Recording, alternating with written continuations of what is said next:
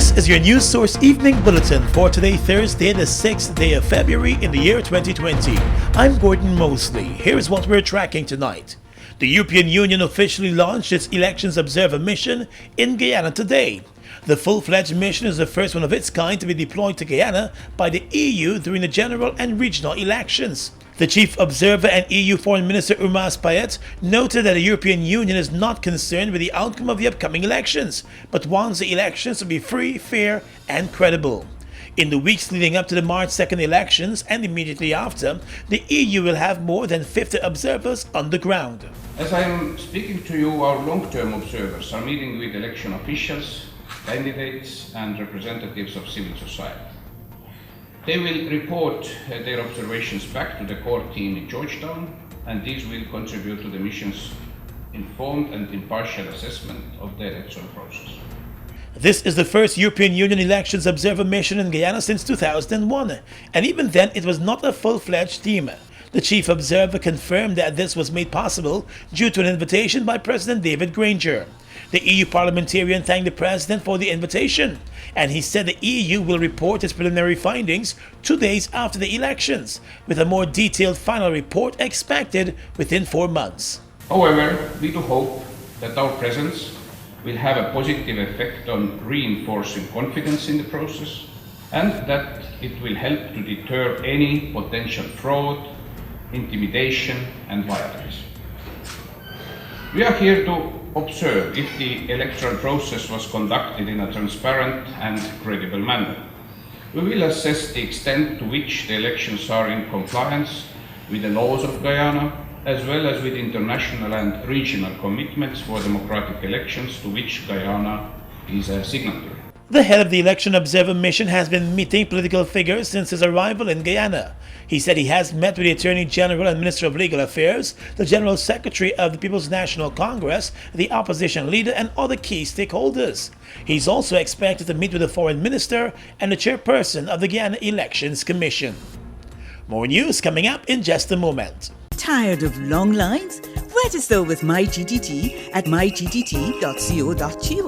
That's mygtt.co.gy to view and pay your bills from anywhere. Enter to win an Amazon gift card worth $25 or a bounty voucher worth 5,000 Guyana dollars when you sign up today.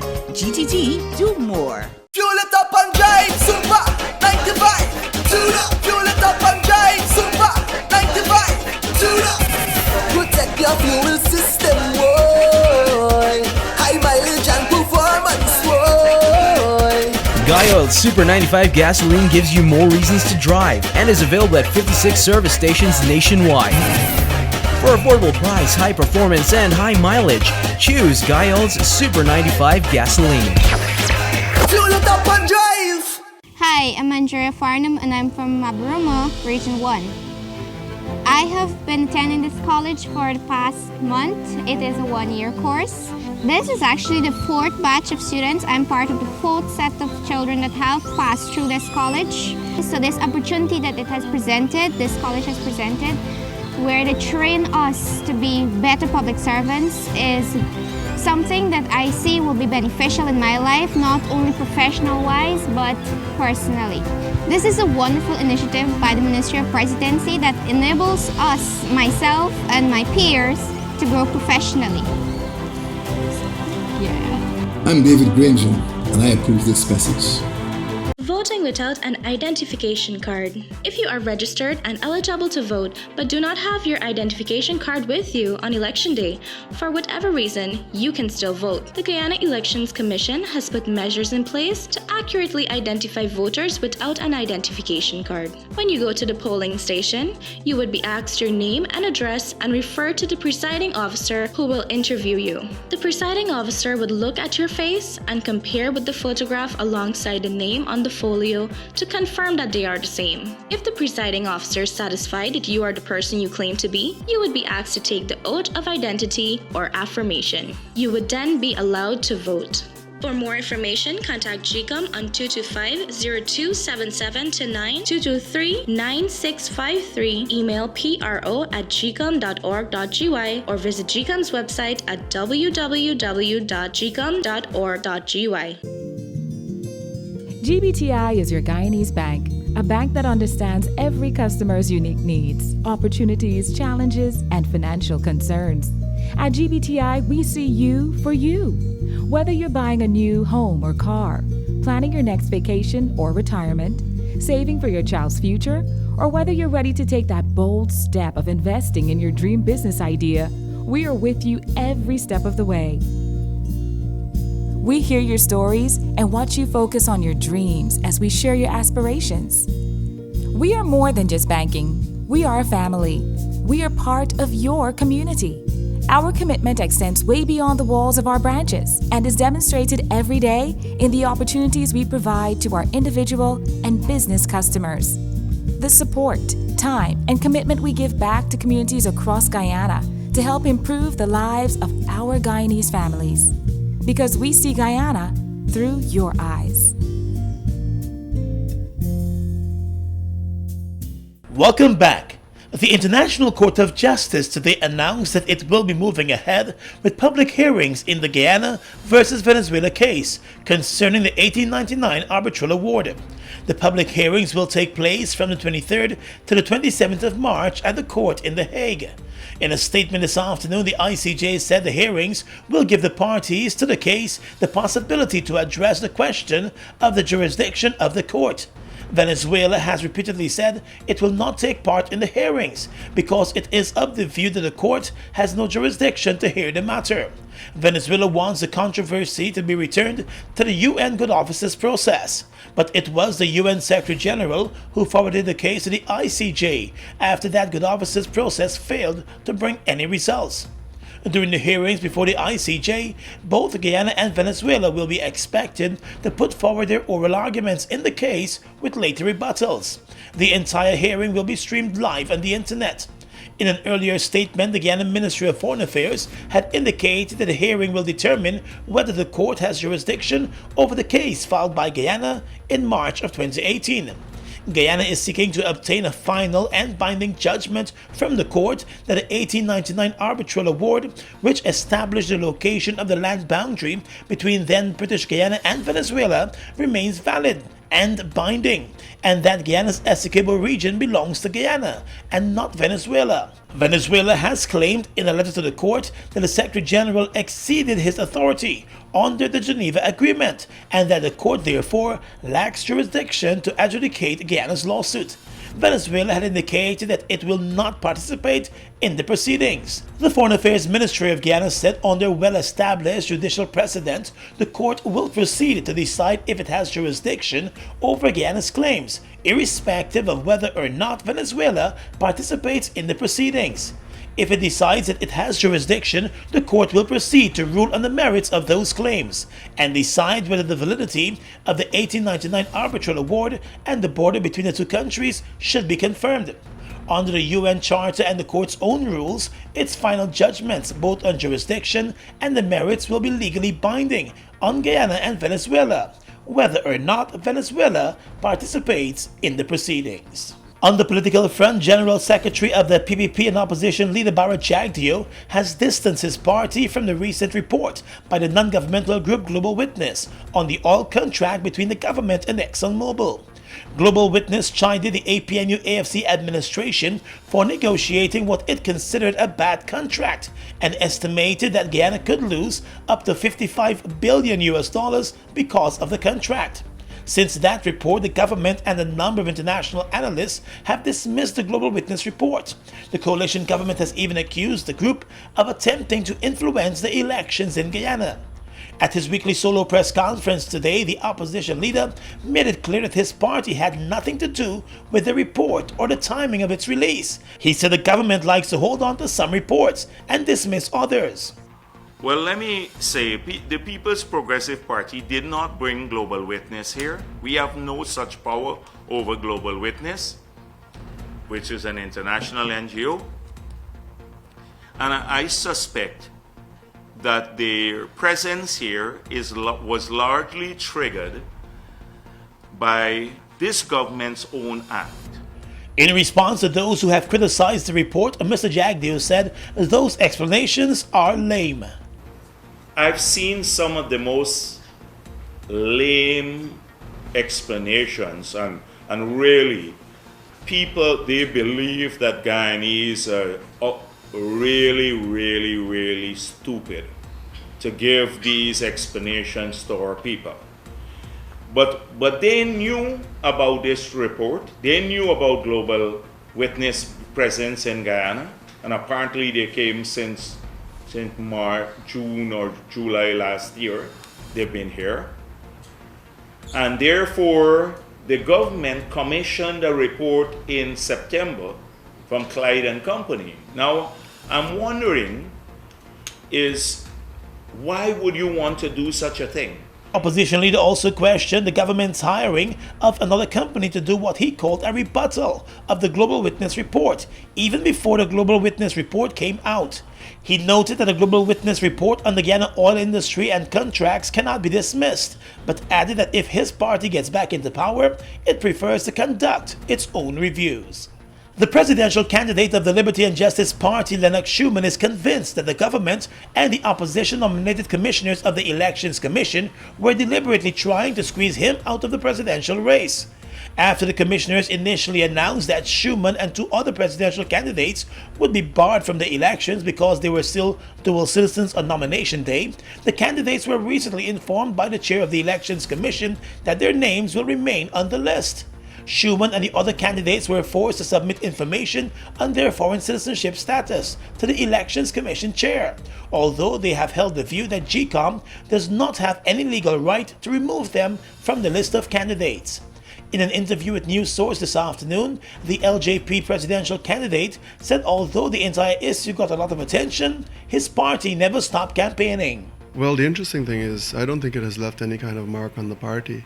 What it has left a mark on is the psyche of the PPP and the PNC, because we have cleared it, our supporters are clear, and it is only the PPP and the PNC that sought to get us out of the race.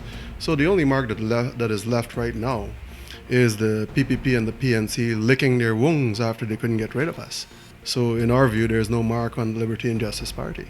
As the campaign season rolls on, Mr. Schumann said his party will continue to do the work that it started, with the objective of keeping both the APNU-AFC coalition and the PPP from obtaining a majority in the National Assembly. We intend on continuing our work.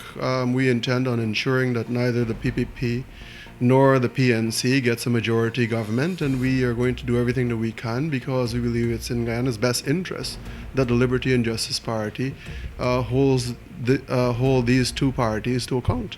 With our absence from the political scene, it would obviously cause majoritarian rule, and majoritarian rule for Guyana in this very critical time is very disadvantageous to the nation.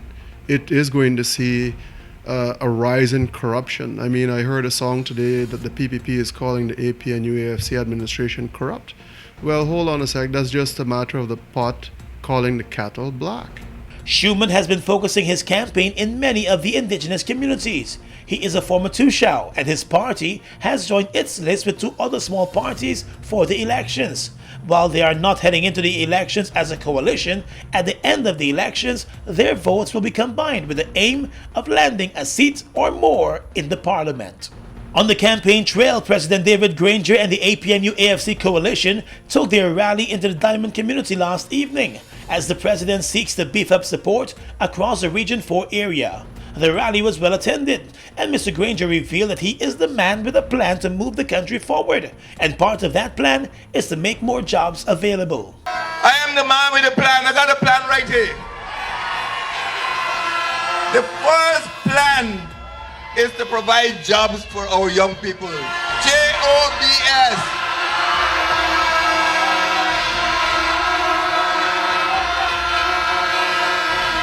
As soon as the man come into office, he just banned the Guyana National Service. Young people used to depend on the National Service to get training, to get employment.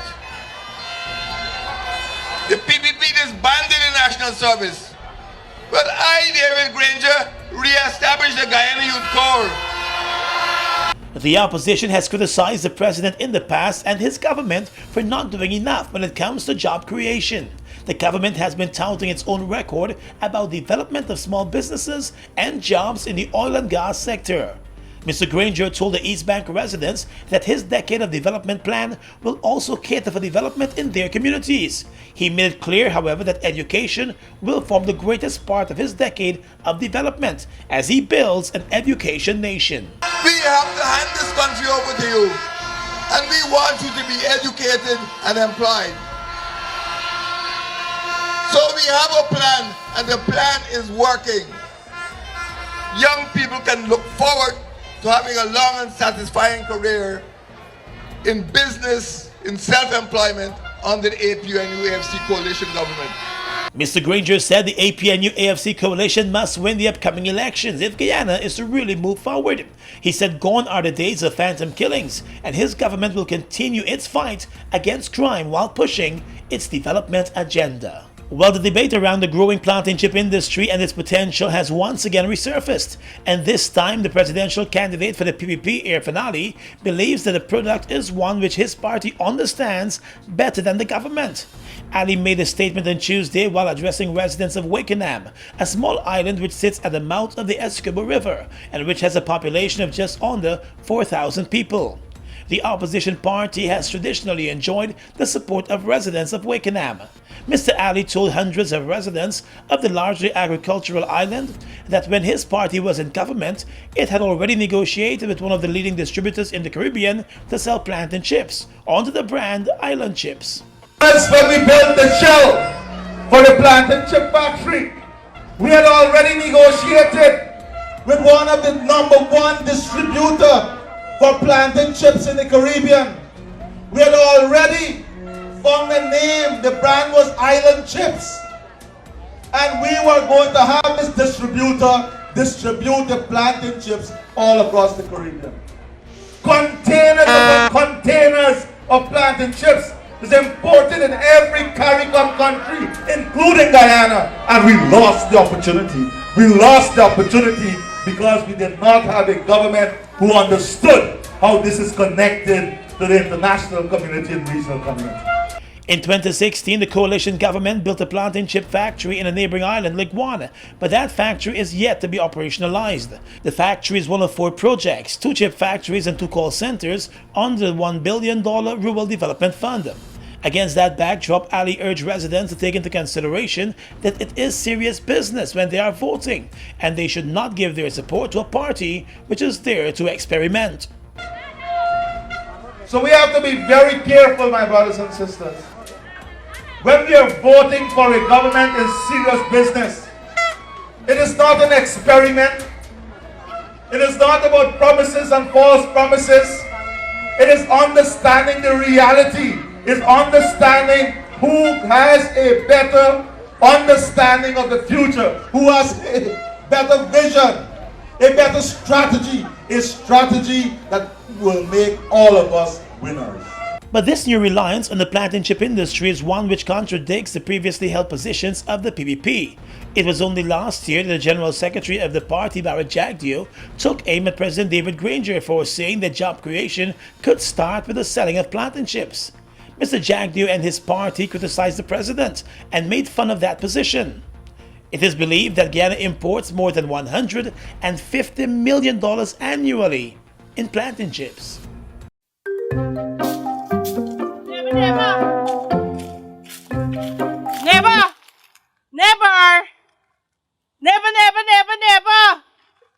Neighbor! Hi, neighbor! 1 minute, please. Yes? What is it? You have to behave, sir. It's with you problem today. Listen, Chantal, I'm very busy and distraught. This whole election thing just stressing me out right now.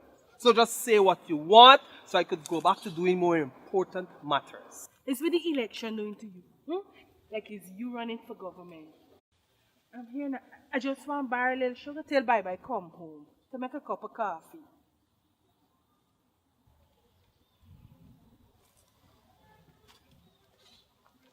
Oh, and you could bring 2 tea bags, you know, like for the win.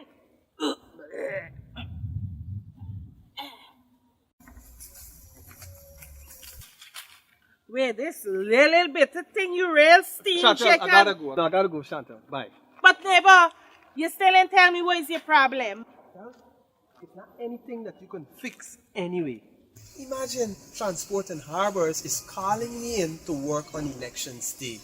I am so disappointed. I was so anxious to exercise my right and vote. Why you can't just get somebody to vote for you then? Chantal, what nonsense are you saying? Nobody's allowed to vote for me. All the book sense you got, and you ain't even know that you could vote by proxy. By proxy? Yes. If you can't make it for vote, somebody register at the same place that you voted and on the same list of electors could vote on your behalf. But you got to get a form and submit it at least 10 days before. Yes. Me cousin Mirel had to do it for Auntie Sito, husband, uncle, son. He's a sea captain too, and he's a captain on one of them boats at Perica, and he had to work. Oh, so if you can't make it, someone could vote for you? No, not just anyone. Only if you're a member of the discipline force or rural constable. But they got their own election day. Or you're working on a vessel for transport, or you're blind or physically inconstipated. Chantal, I think you mean incapacitated. Whatever.